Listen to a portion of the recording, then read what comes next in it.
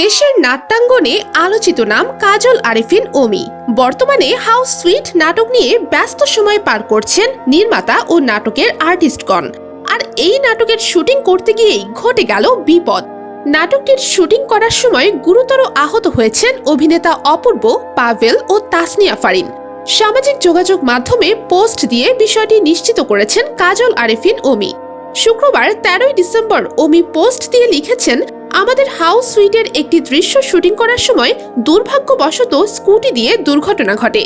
দুর্ঘটনায় অভিনেতা অপূর্ব খুব বেশি একটা আঘাত পায়নি, তবে পাভেল ও তাসনিয়া ফারিন গুরুতর আহত হয়ে বর্তমানে হসপিটালে ভর্তি আছেন।